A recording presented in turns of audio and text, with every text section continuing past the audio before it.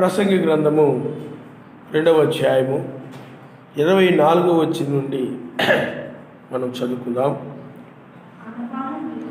అన్నపానములు పుచ్చుకొనుట కంటెను తన కష్టార్జితము చేత సుఖపడుట కంటెను నరునికి మేలుకరమైనది ఏదీ లేదు.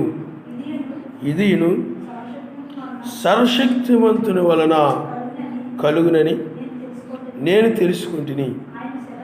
ఆయన సెలవు లేక భోజనము చేసి సంతోషించుట ఎవరికి సాధ్యము? ఏలయనగా ఆ యావే దృష్టికి మంచివాడుగా నుండువానికి సర్వశక్తిమంతుడు జ్ఞానమును తెలివిని ఆనందమును అనుగ్రహించును. అయితే యావే దృష్టికి ఇష్టడగు వానికి ఇచ్చుటకై ప్రయాసపడి పోగు చేయు పనిని ఆయన పాపాత్మునికి నిర్ణయించును. ఇది వ్యర్థముగాను ఒకడు గాలికై ప్రయాసపడినట్టుగాను ఉన్నది. ఆయన నామమున స్తోత్రం. హల్లెలూయా, హల్లెలూయా.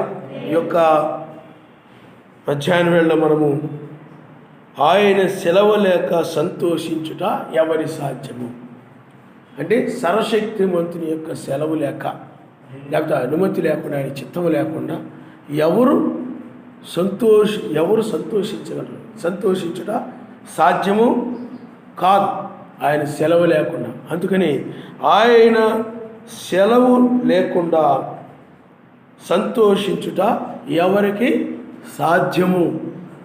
పిల్లారా, ఇక్కడ ప్రసంగి ఒక అనుభవంతో చెప్తున్నాడు. అన్నీ కూడా అనుభవంతో అంటే ముందు అన్నీ కూడా తన కోసమే చేసుకున్నాడు. అన్నీ ఏం చేశాడు చెప్పండి?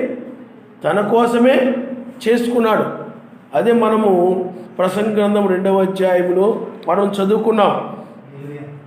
అక్కడ ఏమంటున్నాడు?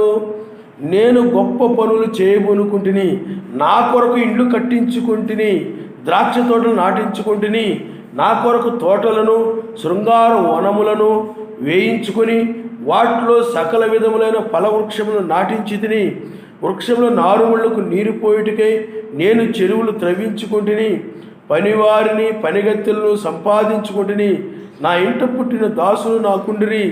యెరూషలేమునందు నాకు ముందుండిన వారందరికంటే ఎక్కువగా పశువుల మందలు గొర్రెల మేకల మందలను బహు విస్తారంగా సంపాదించుకుంటుని, నా కొరకు నేను వెండి బంగారములను రాజులను సంపాదించు సంపదను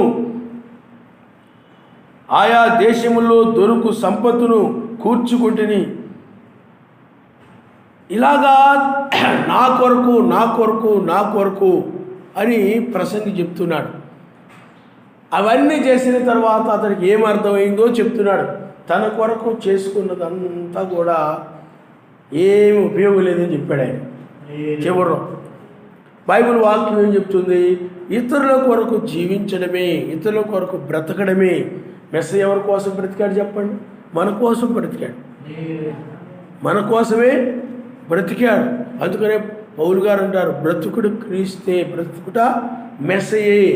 బ్రతికితే ఆయన కోసమే బ్రతకాలి అంటున్నాడు ఆయన. కాబట్టి మనము బ్రతకడం ఎందుకోసం బ్రతుకుతున్నామనంటే ఆయనను ఆరాధించుట కొరకు, ఆయన వాక్యమును నెరవేర్చి ఆయన గుణలక్షణాలు కలిగి ఇతరులకు ఆ గుణలక్షణాలని, ఆయన ప్రేమ ఏంటో, ఆయన జాలి ఏంటో, ఎలా క్షమించేవాడు, ఎలాగా ఆయన సహనము కలిగిన వాడు, ఓర్పు కలిగిన వాడు, దీర్ఘశాంతము కలిగిన వాడు, ఆప్యాయత అనురాగము కలిగిన వాడు, తగ్గింపు కలిగిన వాడు, ఈ గుణలక్షణాలన్నీ కూడా నువ్వు ఇతరులకు చూపిస్తూ ఉంటావు. అంటే మెస్సయ్య నీ ద్వారా ఇతరులకు కనబడడం కోసమే, ఇతరులకి నీలో ఉండి ఆయన ఇతరులకు తెలియజేసుకోవడం కోసమే నిన్ను ఆయన పిలుచుకున్నాడు. కాబట్టి ఇలాగ ఇతరుల కోసం మనం జీవిస్తూ ఉంటాం. ఆయన నామిస్తాం. హల్లెలూయా, హల్లెలూయా. అందుకనే వాళ్ళు అంటారు, అమ్మ ఈ ప్రేమ మేము ఆయన దగ్గర నేర్చుకున్నాం, ఈ విధంగా క్షమించే గుణము ఆయన దగ్గర నేర్చుకున్నాం. ఇలా జాలి కలిగిన గుణము ఆయన దగ్గర నేర్చుకున్నాం. ప్రార్థించే గుణము ఆయన దగ్గర నేర్చుకున్నాం. ఏమండి, ఇలా తగ్గించుకునే గుణము ఆయన దగ్గర నేర్చుకున్నాం. ఆయన నామమునిస్తాం. హల్లెలూయా. అందువలన నీలో అందుకనే పరిశుద్ధాత్మ ముసుగుగా ధరించుకొని, నీ శరీరాన్ని ముసుగుగా ధరించుకొని పరిశుద్ధాత్మ ఇతరులకి ఆయన యొక్క వెలుగుని చూపిస్తూ ఉంటుంది. అందుకని చంద్రుడు, సంఘం అంటే ఏమిటి చెప్పండి? చంద్రుడు. సూర్యుని యొక్క వెలుగు చంద్రుని మీద పడినప్పుడు చంద్రుడు ఏం చేస్తుంటాడు? వెలుగుతూ ఉంటాడు. సూర్యుడు స్వయం ప్రకాశి, కానీ చంద్రుడు స్వయంగా ప్రకాశించలేడు. అద్దం స్వయంగా ప్రకాశించగలరా? ఎండలో మనం పెట్టినప్పుడు ఆ అద్దం మీద సూర్యుని వెలుగు పడి ఆ వెలుగు మరలా ఏమైపోతుంది చెప్పండి? మనం ఎడి తిప్పుతాడు, గోడ మీద కావాలి, గోడ మీదకి, ఇంట్లో కావాలి, ఇంటి మీదకి పడతాం. అంటే స్వయంగా అద్దం వెలగలదా? కాంతిని ఇవ్వగలదా? అలాగే నీవు కూడా మెస్స యొక్క వాక్యము నీ మీద పడడం వలన, వాక్యమే వెలుగు, ఆ వెలుగు నీ హృదయంలో పడడం వలన నీవు మరలా మెస్సయ్య వెలుగుని ప్రకాశింపజేస్తున్నావు. సొంత వెలుగు కాదు. ఇప్పుడు సూర్యుని వెలుగు చంద్రుని మీద పడడం వల్ల చంద్రుడు ఎవరి వెలుగుని ప్రకాశింపజేస్తున్నాడు? సూర్యుని వెలుగునే ప్రకాశింపజేస్తున్నాడు. సొంత వెలుగు కాదు. సొంత వెలుగు కలుగు చేసి ఈనాడు సొంత వెలుగు. అందుకని సాతాను వెలుగుతోత వేషం వేసుకుని ఉన్నాడు అని ఉంది. అవి మత్స్యాగ సంఘాలు, అవి సొంత వెలుగు, సాతాను వెలుగు అది కాదు. ఇది ఆ పరసంబంధమైన నీతి సూర్యుని యొక్క వెలుగు. ఆ నీతి సూర్యుని యొక్క వెలుగు, ఆ నక్షత్రాలు కూడా ఆ సూర్యుని యొక్క వెలుగు వాటి మీద పడినప్పుడు అవి ప్రకాశిస్తూ ఉంటాయి. కాబట్టి పిల్లారా, ఆ విధంగా ఉండు కొరకే నిన్న ఆయన పిలుచుకున్నాడు. ఆయన నామమునిస్తాడు. ఇప్పుడు అందుకనే అవి చూడండి, ఆ వెలుగుని ఎవరి కోసం ఇస్తున్నాయి? వాటి కోసం వెలుగుని ఇవ్వడం లేదు. ఇప్పుడు చంద్రుడి వెలుగు ఎవరికి ఇస్తుంది? మనకే. అందుకని తనకు తాను వెలుగునిచ్చుకుంటుందా? తన కోసమే వెలుగునిస్తుందా? కాదు. చెట్లు ఉన్నాయి, కాయలు కాస్తూ ఉన్నాయి. మామిడి చెట్టు మామిడి కాయలు కాస్తుంది, తన కోసం కాస్తుంది. అది జామ చెట్టు జామకాయలు కాస్తూ ఉంది, తన కోసం కాస్తుందా? కాదు. ఎవరి కోసం అంటే ఇతరుల కోసమే. సూర్యుని వెలుగు కూడా మన కోసమే, చంద్రుని వెలుగు కూడా మన కోసమే, ప్రతిదీ కూడా మన కోసమే, ఇతరుల కోసమే బ్రతుకుతున్నాయి. చెట్లు ఎందుకు బ్రతుకుతున్నాయి చెప్పండి? మన కోసం బ్రతుకుతున్నాయి. అవునా? మరి నీరు, గోదావరిలో నీరు వెళ్ళిపోతా ఉంది సముద్రంలోకి. ఆ నీరు ఎవరి కోసం? మన కోసమే, మన కోసమే. కాబట్టి ఒక పక్షులు కానీ, జంతువులు కానీ, ఒక కోడి కానీ, ఒక చెట్లు కానీ అన్నీ కూడా అవి మన కోసమే అవి బ్రతుకుతూ ఉన్నాయి. మానవుడు కూడా ఎవరి కోసం బ్రతుకుతున్నాడు చెప్పండి? అంటే మానవుడు అంటే ఆయన యొక్క సమాజం, ఆయన బిడ్డలమైన మనము కూడా ఇతరుల కోసమే బ్రతుకుతున్నాం. ఇతరులు అంటే సమాజంలోనికి వారికి. అందుకనే సమాజంలో నువ్వు ఒక వెలుగుగా ఉండాలి. చంద్రుడు ఎలాగైతే వెలుగుగా ఉంటాడో ప్రకృతిలో, నీవు కూడా సమాజంలో ఎలా ఉండాలి? ఒక వెలుగుంటే అదొక ఆనందం వేస్తుంది. వెలుగు చీకటిగా ఉంటే ఎలా ఉంటుంది చెప్పండి? ఇక్కడ ఉన్నాం మనం, వెలుగుగా ఉంది కాబట్టి బాగుంది. ఆ వెలుగు లేకపోతే చీకటిగా ఉందనుకోండి, మనకు దారేటో, ఎట్టున్నామో, ఎక్కడున్నామో ఏమి తెలియదు. అందువల్ల నీవు లోకములో ఆయన లోకమునకు ఆయన వెలుగుగా ఉన్నాడు. ఇప్పుడు ఆయన లోకముని వెలుగుగా కాకుండా ఇప్పుడు మనకు వెలుగుగా ఉన్నాడు. ఆయన సాయంకాలం వెలుగు లోకానికి, ఉదయకాలపు వెలుగు మనల్ని ఇద్దరి మీద కొలపడానికి. ఆ నీతి సూర్యుడు ఆ వెలుగు. వేకు చుక్కన్నా నీతి సూర్యుడన్నా ఒకరే. ఆ వెలుగుని ప్రకాశింపచేస్తూ ఉన్నాడు. ఆయన నామమునిస్తాడు. హల్లెలూయా, హల్లెలూయా. కాబట్టి అందుచేత ఇక్కడ ఆ ప్రసంగి గ్రహించింది అదే, వాక్యం చెప్తుంది అదే. ఇతరులకు వెలుగుగా నీ ఉండాలి, దీపస్తంభముగా ఉండాలి. బైబిల్ అదే చెప్తుంది. ఆ దీపస్తంభం అలాగే మీ యొక్క క్రియలని వారి ఎదుట ప్రకాశింపనీయుడి. దయ్యంగా ఉండకూడదు. ఇతరులకి నువ్వు దయ్యంగా ప్రవర్తించకూడదు. దయ్యం ఎలా ప్రవర్తిస్తుంది? అసూయ, ద్వేషము, క్రోధము, కక్ష, లేకపోతే దురాలోచనలు, అబద్ధాలు, అన్యాయాలు, మోసాలు, ఏమండి గర్వము, దుర్మార్గము, ఇవన్నీ ఏమిటి చెప్పండి? చీకటి, దయ్యం అది. అందువల్ల దయ్యం ఇబ్బంది పెడుతుంది, వెలుగు ఇబ్బంది పెట్టదు. ఇప్పుడు లోకంలో మనుషుల వల్ల మనకు ఇబ్బందులు ఉన్నాయా లేదంటారా? రోడ్డు మీద వెళ్తున్నాం, ఎవడెలా బండి దొరుకుతాడు, భయమని దొరుకుంటూ వచ్చేస్తుంటాడు, వేగంగా వచ్చేస్తుంటాడు, గుండు గుబేలు మాట్లాడుతుంది. ఎదురెళ్ళే వాడికి ఇటు వచ్చి ఇటు కుమ్మేస్తాడు బాబుని. ఆ బండి మీద కూర్చున్నాడు అలా ఉంటాడు, బండి కూడా అలా ఉంటుంది. ఇంత టైర్లు, ఏమంటే ఇంత టైర్లు ఆడు మోయడానికి. అలాగా మనం చూసినట్లయితే లోకంలో మనుషులు ఇటు అన్యాయం, ఇటు ఏది కొనబోదామన్నా మోసం, భయం, మోసమేమో, ఇది ఏది కొందామన్నా మోసమేమో. ఎందుకంటే ప్రతిదీ కూడా మోసం చేయడానికి, ప్రతిదీ కూడా అన్నిటికంటే చాలా భయంకరంగా ఈ రోజుల్లో ఉందన్నమాట.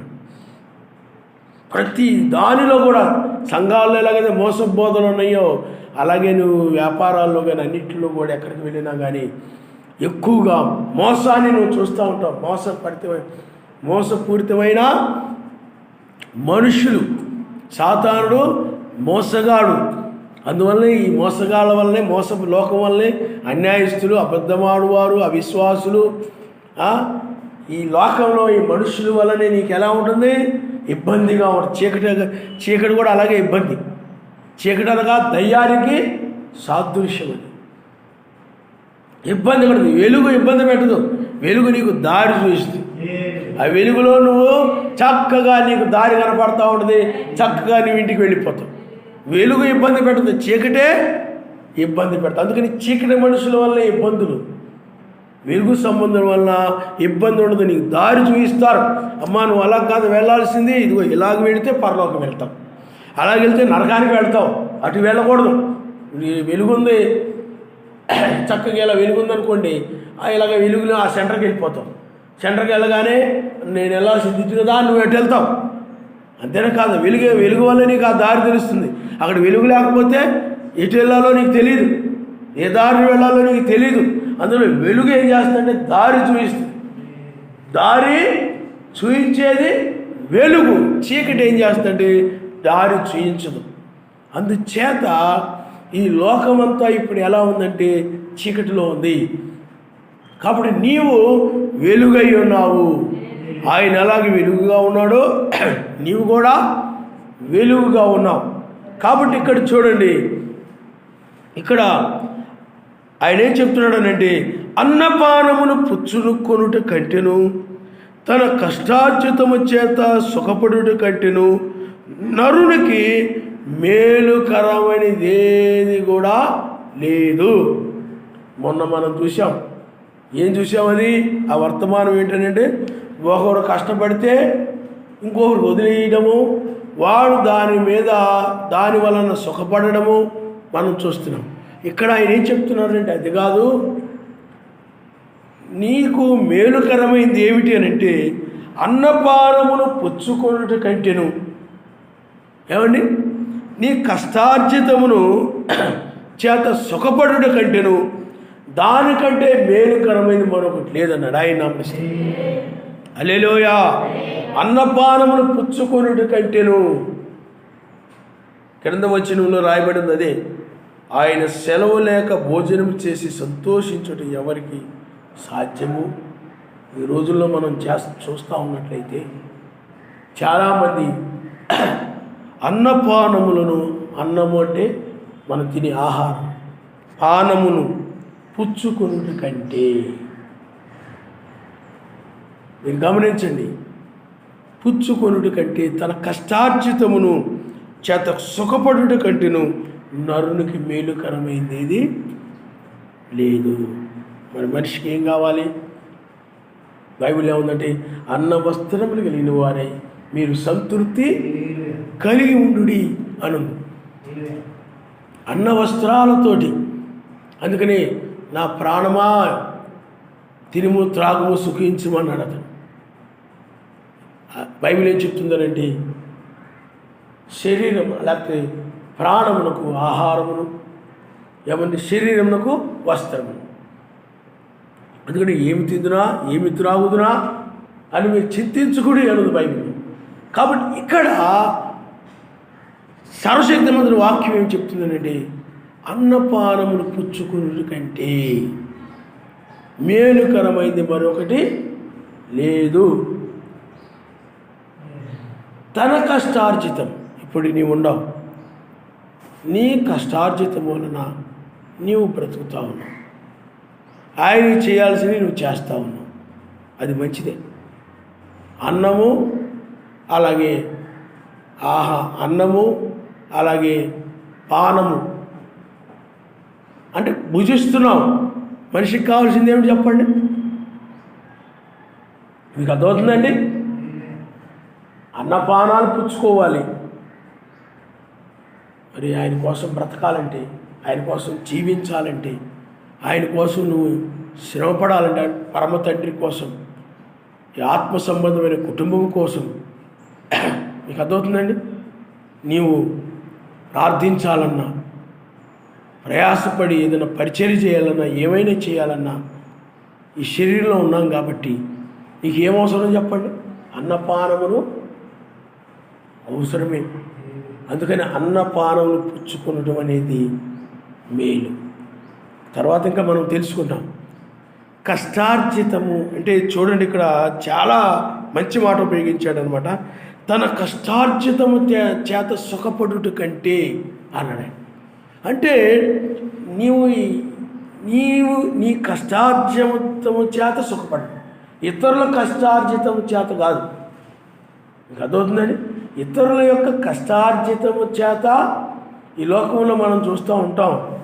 ఇతరులు కష్టపడుతూ ఉంటారు. ఏమండి? ఇతరులు వేరే వాళ్ళు అనుభవిస్తూ ఉంటారు. చాలామంది మనం చూస్తూ ఉంటాం. ఇక్కడ ఆయన చెప్పడం లేదు, తన కష్టార్జితము చేత, తన కష్టార్జితమే.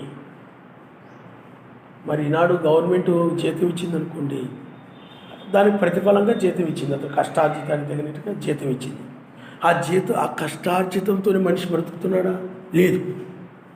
ఉంటున్నాడా? లేదు. ఏం చేస్తున్నాడు చెప్పండి? అవినీతి, అన్యాయము, అంటే అక్రమముగా ఇతరుల కష్టార్జితాన్ని ఏం చేస్తున్నాడు చెప్పండి? దోచుకుంటున్నాడు. ఇతరుల కష్టార్జితాన్ని, అది అన్యాయము, అంటే అవినీతి అనేది తప్పు. బైబిల్ వాక్యం అది చెప్తా ఉంది. వాక్యం అలా చెప్తా ఉంది. అది ఆ అవినీతి అనేటువంటిది, అన్యాయం అనేటువంటిది, అది తన కష్టార్జితము కాకుండా ఇతరుల యొక్క కష్టార్జితాన్ని దోచుకోవడం, అన్యాయంగా అక్రమముగా ఇతరుల కష్టార్జితాన్ని అనుభవించడం అంటారు అవినీతి ద్వారా. జక్కయ్య అలాగే ఉండేవాడు. తనకు వచ్చిన దానితో కాకుండా, మీకు అర్థమవుతుందండి? తనకు వచ్చిన ఆ కష్టానికి తగిన విధంగా ఎంతో ఇది వచ్చిందో జీతం కాకుండా దొంగ లెక్కలు రాసి, ఎలా రాశాడు చెప్పండి? ఈ పన్ను, ఇంటి పన్ను 1000 రూపాయలు అనుకోండి, ఆ ఇంటి పన్ను 2000. వాళ్ళు ఏమో చదువుకున్న వాళ్ళు కాదు కదా, మరి ఆ రోజులు ఇప్పుడు చదువు అప్పుడుందా? లేదు. అలాగా ఎందుకంటే అతను వృత్తి అది, అతని ఉద్యోగం అది. ఆ ఉద్యోగం ద్వారా ఏం చేసేవాడంటే అన్యాయంగా అక్రమముగా అలాగా సంపాదించి ఇతర కష్టార్జితాన్ని, అంటే ఒకరిది కాదు, ఇద్దరిది కాదు, అనేక మందిది ఆ కష్టాలు. ఎందుకంటే ఇప్పుడు మున్సిపాలిటీ ఉందనుకోండి, ఆఫీసర్ ఉన్నాడంటే ఒకరికి ఆఫీసర్గా ఉండడం, ఈ ఏరియాకి అంతా ఒక ఆఫీసర్ ఉంటాడు. అలాగా ఆ కష్టార్జితాన్ని ఏం చేశాడనంటే అక్రమముగా ఆ ప్రజల దగ్గర, ఆ జనుల దగ్గర పన్నుల రూపంలో, ఆ సుంకములు అంటే పన్నులు వసూలు చేయడం, ఆ పన్నులు అవి గవర్నమెంట్కి వెళ్ళాలి, ఆ గవర్నమెంట్కి చెందాలి. ఆ గవర్నమెంట్కి ఎంత చెందాలి? ఉదాహరణకి 1000 రూపాయలు చెందాలనుకోండి, ఇతడు 1500 ఇంటి పన్ను అని చెప్పావు. 1500 ఇంటి పన్ను అంటే వాళ్ళకి తెలియదు కదా, మరి వాళ్ళు చదువుకోలేదు కదా. మరి చదువుకోకపోతే ఏం చేసేవారు? వాళ్ళు ఆ పన్ను కట్టేసేవారు. ఆ 1000 రూపాయలు ఆ మున్సిపాలిటీలో కట్టేసి 500 ఆ విధంగా ధనవంతుడు అయిపోయాడు. మంచి గొప్ప డబ్బు సంపాదించుకొని ఏమైపోయాడు చెప్పండి? గొప్ప ధనవంతుడయి బహుగా సుఖపడుతున్నాడు, చక్కగా తింటున్నాడు, కమ్మగా చక్కగా బ్రతుకుతున్నాడు. కానీ ఇక్కడ అతడు విరోధంగా వెళ్ళిపోతున్నాడు. అప్పుడు సర్వశక్తిమంతుడు లేకపోతే మెస్సయ్య అతను దర్శించినప్పుడు అప్పుడు జక్కయ్యకి ఏమైపోయింది చెప్పండి, అర్థమైపోయింది. అప్పుడు అర్థమైపోయి అతను ఏం చేశాడనంటే, అయ్యో అనేక మంది ప్రజల దగ్గర అనేక సంవత్సరాల నుండి ఈ యొక్క పన్నులు వసూలు చేయడంలో నేను చాలా అక్రమముగా నడిచాను. ఈ యొక్క ధనం వలన నేను గొప్ప ధనవంతుని అయిపోయాను.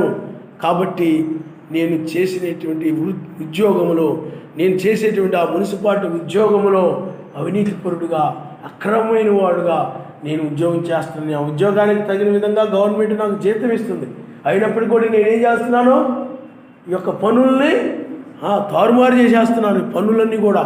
కాబట్టి నేను చేసే తప్పని అతనికి అర్థమైపోయి ఏం చేశాడండి, ఒక నిర్ణయానికి వచ్చేసాడు. ఆయన నామనిస్తాను, అరే ఇది మేలుకరం కాదు, ఇది మంచి మార్గం కాదు, ఇది క్షేమకరమైన మార్గం కాదు. ఇలా కాకుండా నాకు ఎంత జీతం వస్తే నా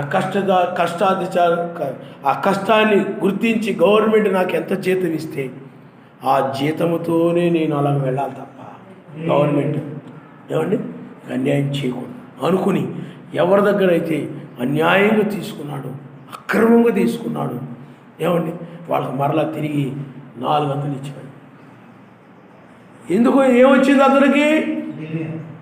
ఏది మేలుకరమైన మార్గమో, ఏది వెలుగు మార్గమో, ఏది నిజమైన మార్గమో అతనికి అర్థమైపోయింది. ఆయన హల్లెలూయా హల్లెలూయా. అందుకని నీ కష్టార్జితం ఎప్పుడు కూడా దుర్వినియోగం అవ్వకూడదు. నీ కష్టార్జితము అది పరలోకంలోనన్నా దాచబడే విధంగా దాచబడాలి. అలాగే ఇక్కడ కూడా నువ్వు అన్న వస్త్రములు కలిగిన వాడి సంతృప్తితో నువ్వు జీవిస్తుండాలి. ఆయన నామనిస్తాడు. హల్లెలూయా. అది పరలోకంలో ఏ విధంగా ఉండాలి? ప్రతిఫలాన్ని ఇచ్చేదిగా ఉండాలి. అందుకనే మేలుకరమైనది ఏమిటి చెప్పండి? నీ కష్టమును నీవు అనుభవించడమే, అంటే ఆ కష్టార్జితమే తప్ప ఈ జక్కయ్య వలె ఏది కూడా ఇతరుల కష్టం మీద ఇతరుల కష్టార్జితాన్ని ఆ విధంగా అనుభవించేటువంటి ఆ యొక్క అక్రమైన మార్గంలో వెళ్ళకూడదని అతనికి జ్ఞానం కలిగింది, తెలివి వచ్చింది. ఆయన నామనిస్తాను. అంతకుముందంతా ఎలా వెళ్ళేవాడు? అజ్ఞానంగా వెళ్ళిపోయాడు. అంతకుముందంతా ఎలా వెళ్ళిపోయేవాడు? అక్రమంగా వెళ్ళిపోయేవాడు. అంతకుముందంతా ఎలా వెళ్ళేవాడు చెప్పండి? అన్యాయంగా వెళ్ళేవాడు, అక్రమంగా వెళ్ళేవాడు, మోసపూరితంగా వెళ్ళేవాడు. ఏమండి ఆ యొక్క చెడ్డదారిలో వెళ్ళేవాడు. కానీ అతనికి ఏమర్థమైందనంటే నేను వెళ్ళే మార్గము సరైనది కాదని అతనికి జ్ఞానము, తెలివి, ఆనందము వచ్చింది. ఆయన నామనిస్తాడు. హల్లెలూయా హల్లెలూయా. అతడు అనుకున్నాడు, అతడు ఏమనుకున్నాడనంటే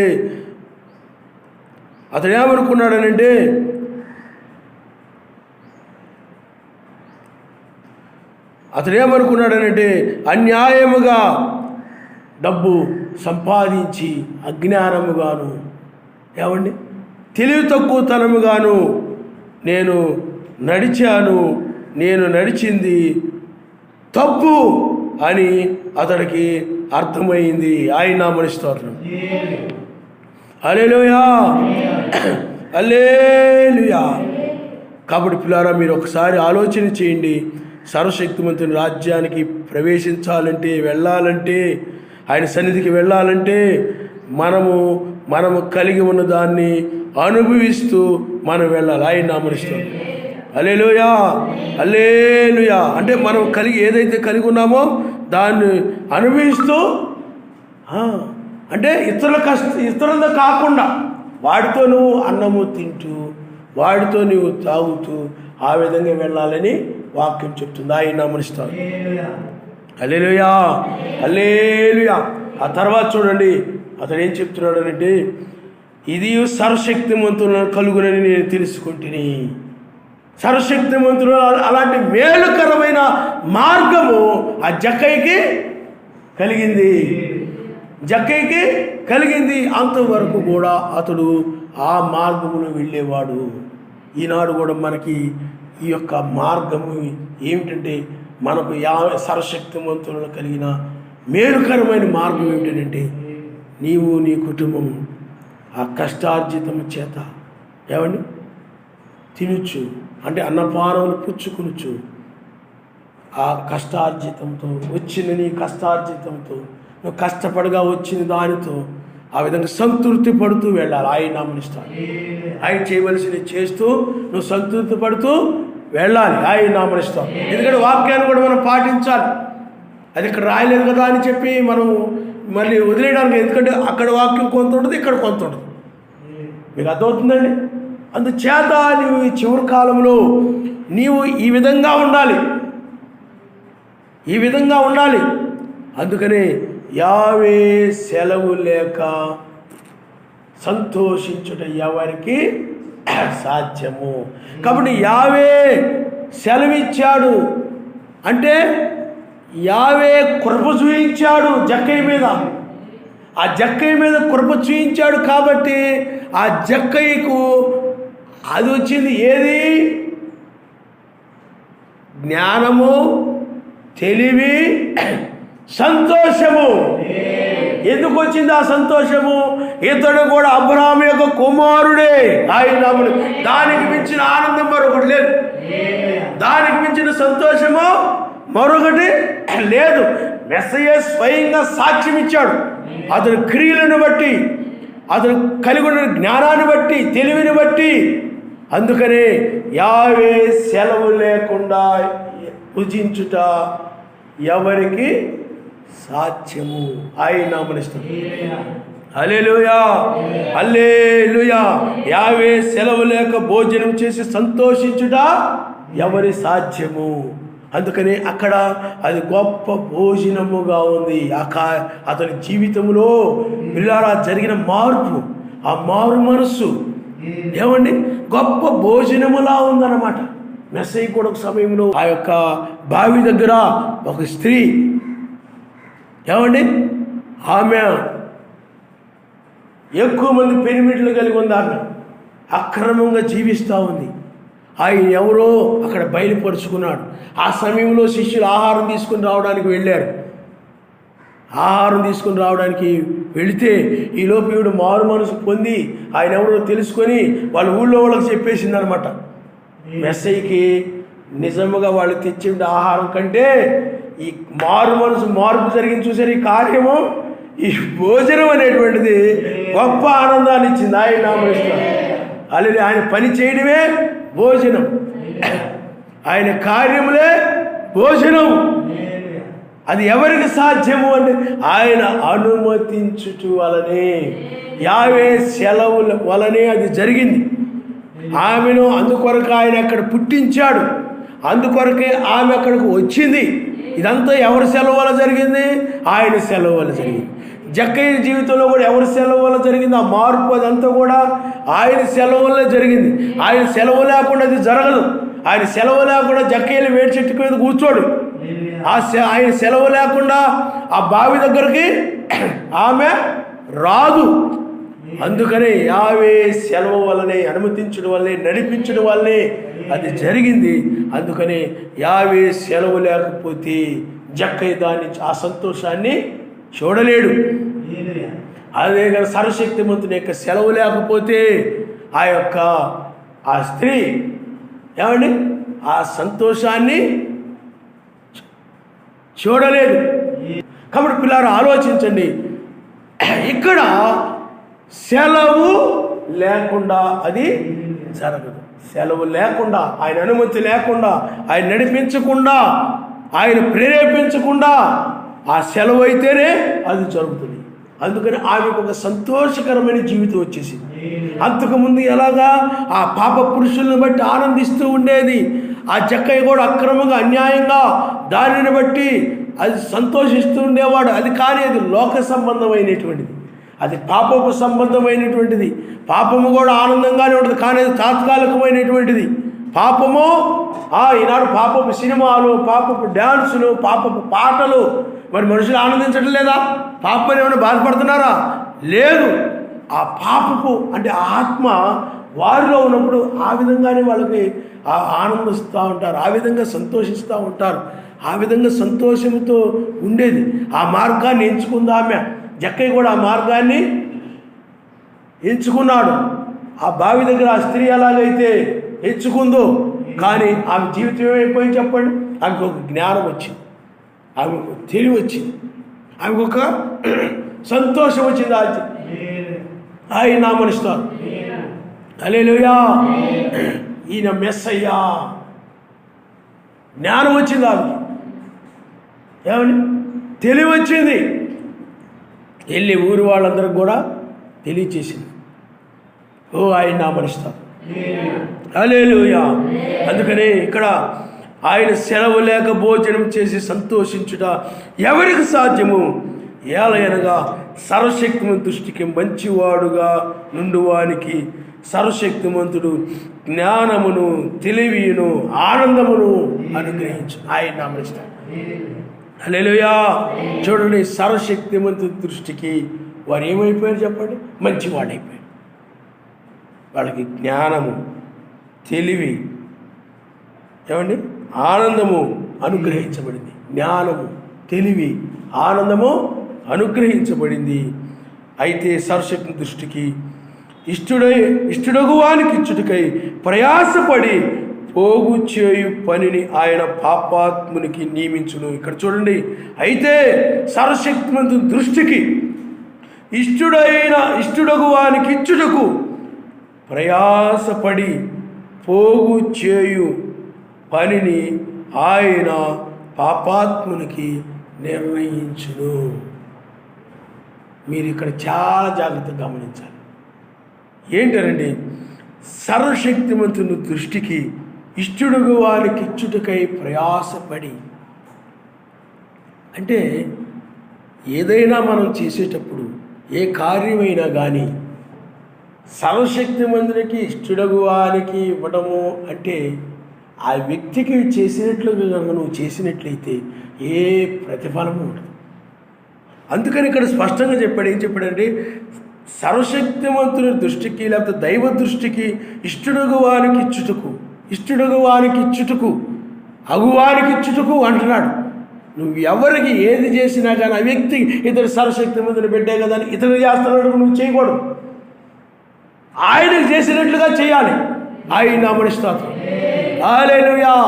అలాగూ చేసినట్లయితే ఏమైపోతుంది చెప్పండి? ఆయన చేసినట్లు చేయకుండా ఇటు సర్వశక్తిమంతుడు ఆ దృష్టికి ఇష్టమైన వాడు కదా అని నీవు ఆ ఇష్టమైన వ్యక్తి కదా అన్నట్లుగా నువ్వు చేసావనుకోండి, ఏ ప్రయోజనం ఉండదు, ఏ ప్రయోజనము ఉండదు. అందుకని చాలామంది అలాగ చేస్తూ ఉంటారు. అందుకని అంటున్నాడు, అది పాపులకు అలాగ నిర్ణయించబడింది అని చెప్పాడు ఆయన. సర్వశక్తిమంతుని ఇష్టడుగు వారికి చేయడము తప్పని కాదు, కానీ చేసేది ఎలా చేయాలి? బైబిలే చెప్తుంది, సహోదరులు ప్రేమించమని. మీకు అర్థమవుతుందా? ద్వేషించమని చెప్పడం లేదు, కానీ చేసే విధానం ఏమిటంటే నువ్వు ఆయన చేసినట్లుగా చేస్తేనే అది గుర్తించు. నువ్వు ఆయన చేసినట్లుగా చేయాలి. ఏమండి? వేరే విధంగా నీవు ఇతడు సమాజంలోనే మన సహోదరుడే కదా అనుకొని, నీవు ఆయనకి ఇష్టడే కదా అనుకొని వ్యక్తికి చేసినట్లుగా నీవు, మనుషులకు చేసినట్లుగా నీవు చేయకూడదు. ఏమండి? ఆ విధంగా చేసినట్లయితే ఏ ప్రతిఫలమో ఉండదు, ఏ ప్రతిఫలమో ఉండదు. అందుకనే అది ఆ విధంగా చేయడం పాపమని కూడా వాక్యం చెప్తా ఉంది. మీరు వాక్యమును మనం చూసినట్లయితే, ఇంతకుముందు మనం చదివాము ఆ లేఖనాలు, మరి చెప్పడం లేదు. నువ్వు ఏది చేసినా కానీ ఎదుటి వారికి నువ్వు చేసినప్పుడు ఏమండి నాకు చేసినట్లు అన్నాడు. అల్పులైన వారికి చేయడమే. అది ఎవరు చేసినట్లుగా చేయాలి? ఆయన చేసినట్లుగానే నువ్వు చేయాలి. వేరే విధంగా చేస్తే ఏమి ఉపయోగం? ఆయన వాక్యం అలా చెప్తా ఉంది, నువ్వు ఆ విధంగా చేయడమే. లేఖనం ఎలా చెప్తా ఉంది, అలాగే చేయడమే.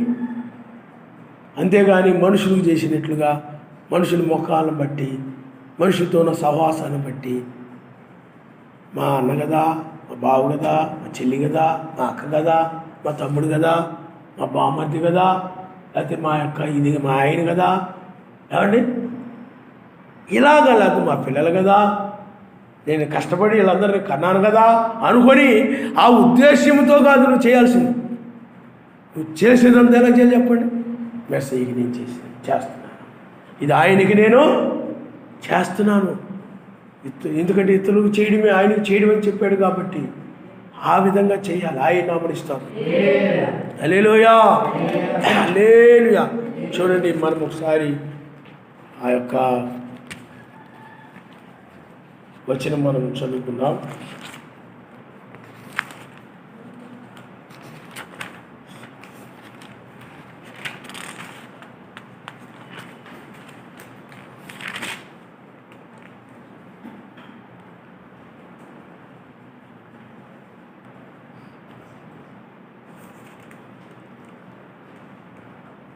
చూడమ్మా, మీరు ఒకసారి కొలసీలకు రాసిన పత్రిక 4వ అధ్యాయం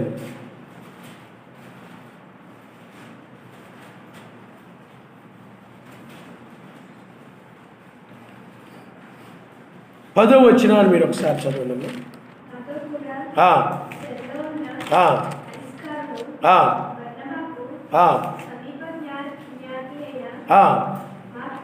మార్కును నీకు వందనములు చెప్పుచున్నారు. మీరు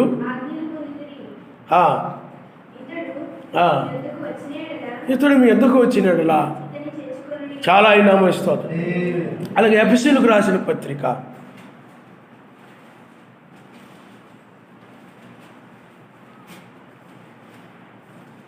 6వ అధ్యాయము 6వ వచనం మీరు ఒకసారి చదువు. మనుష్యులను సంతోషపెట్టువారు చేయనట్లు కంటికి కనబడుటకే గాక మెస్సయ్య దాసులమని ఎరిగి సర్వశక్తిమంతుని చిత్తమును మనపూర్వకంగా జరిగించు. చూడండి, మనుష్యులకు చేసినట్టుగా కాక సర్వశక్తిమంతులకు చేసినట్టుగానే ఇష్టపూర్వకంగా చేయుడి. ఆయన నామనిస్తాను. హల్లెలూయా, హల్లెలూయా. ఆ ఉద్దేశము మనుషులకు నేను చేస్తున్నానని కాకుండా ఇది నేను సర్వశక్తిమంతుడు చేస్తాను.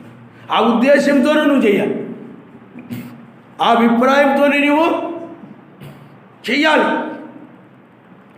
ఇక్కడ వాక్యం వాళ్ళని చెప్తా ఉంది. అందుకని ప్రసంగి గ్రంథంలో సర్వశక్తిమంతుడు దుష్టుడు ఇష్టుడు వానికి ఏమండి చేస్తూ ఉంటారు. చూసారా? ఆ పాపమని ఎందుకంటాడు? ఎందుకన్నాడు అక్కడ? పాపికి లేకపోతే పాపులకి నిర్ణయించబడింది అంటాడు. ఎందుకంటున్నాడు అక్కడ? చేసే ఉద్దేశం తప్పు. మరి సర్వశక్తిమంతుడి దృష్టికి ఇష్టలైన వారికి చేయడము మనం వాస్తవం చూస్తే ఆ తప్పే ఉందలే అనుకుంటాం. మరి ఆయనకి ఇష్టమైన బిడ్డలకే చేస్తున్నాం కదా అనుకుంటున్నాం. మరి అక్కడ పాపమని రాయకూడదు కదా. మరి అది పాపమని ఎందుకు రాయాలి? అక్కడ ఉద్దేశం తప్పని. ఆయన మనుషులకు చేసినట్లుగా కాక, ఎక్కడ మనుషులకు చేసినట్టు చేస్తున్నాడు. సర్వశక్తిమంతుడి దృష్టికి ఇష్టడు వానికి అని ఉన్నాడు. ఆ వ్యక్తిని దృష్టిలో పెట్టుకొని చేస్తున్నాడు, వ్యక్తిని హృదయంలో పెట్టుకొని చేస్తున్నాడు. ఆ చేసే పని మెస్సయ్యను హృదయంలో పెట్టుకుని చేయాలి. ఆయన మనసు ఆయనకి చేస్తున్నాను, నేను ఇది ఆయన ఇష్టడుకు వానికి చేస్తున్నాను అన్నట్టు కాదు. నువ్వు చేయాల్సింది ఏ విధంగా చేయాలి చెప్పండి? ఆయనకు చేస్తున్నట్టుగానే చేయి. ఎందుకంటే వారిలో ఆయన ఆత్మ ఉంది కాబట్టి, పరిశుద్ధాత్మ వారిలో ఉంది కాబట్టి, వారు పరలోక సంబంధం వెలుగై ఉన్నారు కాబట్టి, ఆయన బిడ్డలై ఉన్నారు కాబట్టి, అలాగూ మనుషులకు చేసినట్టుగా కాకుండా నువ్వు నేను నా బ్రదర్కి చేస్తున్నాను, నా వాళ్ళకి చేస్తున్నాను అన్నట్టు కాకుండా ఆయనకి చేసినట్టుగా నుంచి చేస్తున్నాను. నేను మెస్సేజ్కి చేస్తున్నాను. మీకు అర్థమైందా? ఇప్పుడు మెస్సేజ్కి ధర్మకార్యాలు చేస్తున్నాను, అది మెస్సేజ్కి వడ్డిస్తున్నాను, అది మెస్సేజ్కి అలాగా. మెస్సేజ్కి ఎలాగ నీ ఎదురు మెస్సేజ్ ఉన్నాడు అనుకోండి, మెస్సేజ్కి ఎలా చేస్తావు? అలాగే సేమ్ అలాగే చేయి. ఆయన నామనిస్తాడు. హల్లెలూయా. అంతేగాని మా వాళ్ళు చేసుకుంటున్నారు అన్నట్టుగా చేయకూడదు. నువ్వు మా అన్న, మా చెల్లి, మా బావ, మా అక్క, మా తమ్ముడు అన్నట్టుగా నీవు చేయకూడదు. ఎందుకంటే అసలు ఆ యొక్క శరీరానుసారమైన బంధాన్ని ఆయన ఒప్పుకోడు. వాక్యం అదే చెప్తా ఉంది. ఆ ఉద్దేశంతో చేస్తే నీకు ఏ ప్రతిఫలం ఉండదు. నా సహోదరులు ఎవరు, నా సహోదరులు ఎవరు, నా తల్లిదండ్రులు ఎవరు, నా వాక్య ప్రకారం నడిచేవారు నా వారు అన్నాడు ఆయన. హల్లెలూయా. అందువల్ల నువ్వు మనుషులకు చేసినట్లుగా అప్పుడు నీవు మెసేజ్ చేసినట్లుగా చేస్తున్నావు అని కూడా పాపం చేయు. నువ్వు ఒక అసూయతో చేయవు, సణుక్కుంటూ చేయవు. నువ్వు ఆ పలానప్పుడు అలాగ అన్నాడు పోనీలే అని పెడుతుంటావు, పోనీలే అని చేస్తుంటావు. కానీ మనిషికి చేసినట్టుగా చేస్తున్నావు. అక్కడ మనిషిని అనుకున్నట్టుగా ఆ మనిషిని బట్టి చేస్తున్నావు కూడా ఆ మనిషికి సంబంధించి తలంపులు నీలోకి వస్తున్నాయి, అయినా కానీ చేస్తూ ఉంటావు నువ్వు. అది అంగీకరించడు ఆయన. ఆయనకు చేస్తే వాళ్ళు అలాంటి వాళ్ళు అయినప్పటికీ ఏమైనప్పటికీ కూడా నీవు ప్రేమ, ఎందుకంటే మీ శక్తులను కూడా ప్రేమించడని వాక్యం చెప్తుంది కాబట్టి నేను మెసేజ్ చేస్తున్నాను అన్నట్టుగా నేను చెయ్యి. అర్థమైందా? ఆ క్రియలు అనేవి, అందుకని క్రియలను ద్వేషించాలి తప్ప వ్యక్తులను ఎట్టి పరిస్థితుల్లో ద్వేషించడానికి వీలు. అందువల్ల నువ్వు ఏది చేసినా కానీ ఎవరికైనా సహాయం చేస్తున్నాను అనుకో, మెసేజ్ చేస్తున్నాను నువ్వు అన్న ఆలోచనతో చెయ్యి. ఇబ్బంది పడుతున్నారు కదా ఏదో అన్నట్టుగా అని వాళ్ళ ముఖం చూసి కాదు నువ్వు చేయాల్సింది. ఆయన్ని చూసి చెయ్యి. ఆయనకి చేస్తున్నాడు చెయ్యి, ఆ వ్యక్తికి చేస్తున్నాడు చేయగలరు. చేసేవంటే ఏ ఉపయోగమో లేదు. నువ్వు పాపివే. ఎందుకంటే వాక్యం నువ్వు మీరిపోయావు. ఆ ఉద్దేశంతో చేసావు కాబట్టి ఇతరులకు చేసినట్లుగా చేయకూడదు. నువ్వు ఒక సేవకుని చేసిన, సమాజంలో సహోదరులకు ఎవరికి చేసినా నేను మెసేజ్కి చేస్తున్నాను. మెసేజ్ని బట్టే నువ్వు చెయ్యాలి. ఆ వ్యక్తి పుచ్చుకునే వ్యక్తిని నువ్వు ఏ విధంగా భావించాలి, మెసేజ్గా భావించి చేయాలి. ఎవరినైనా సరే మెసేజ్. అందుకని బైబిల్ వాక్యం చెప్తా ఉంది, ఎదురుగా ఉన్న సహోదరుని ప్రేమించలేని వాడు దూరంగా ఉన్న సర్వశక్తిమంతుని ఏ విధంగా ప్రేమించగలడను. ఎదురుగా ఉన్నవారు నువ్వు ప్రేమించలేనప్పుడు వాళ్ళని చూస్తే నీకు అసూయ, ద్వేషం, ఎన్ని కుళ్ళు, ఏమంటే ఓర్వలేనితనం, తట్టుకోలేకపోతే ఎన్ని ఉన్నాయనంటే నీలో ప్రేమ ఎక్కడ? సహోదర ప్రేమలో ఎన్ని ఉండవు. అందుకని నువ్వు ఏది చేసినా కానీ మెసేజ్ చేసినట్లుగానే నువ్వు చేయాలి. అప్పుడే ప్రతిఫలం ఉంటుంది. తల ఉంచుకోండి, మనం ప్రార్థన చేసుకుందాం. ఆయన సెలవు లేకుండా సంతోషించుడు ఎవరికి సాధ్యము? చూడండి, చాలామంది ఉన్నారు, ఆయన సెలవు లేదు కాబట్టి ఎవరు సంతోషించలేకపోయారు. ఆయన సెలవు శిష్యులు ఉన్నారు, ఆయన సెలవు వలన ఆయన దగ్గరకు వచ్చారు, వారికి ఆ సంతోషం దొరికింది. మిగతా వాళ్ళకి ఆ సెలవు లేదు కాబట్టి ఆ యూదులు ఆయన దగ్గర రాలేకపోయారు, వాళ్ళకి ఆ సంతోషం దొరకలేదు. ఆయన సెలవే లేదు, ఎందుకంటే వాళ్ళని ఆ విధంగా కఠినపరిచాడు ఆయన. హల్లెలూయా, హల్లెలూయా, హల్లెలూయా, హల్లెలూయా. స్తోత్రం, స్తోత్రం, స్తోత్రం, స్తోత్రం, స్తోత్రం, స్తోత్రం, స్తోత్రం.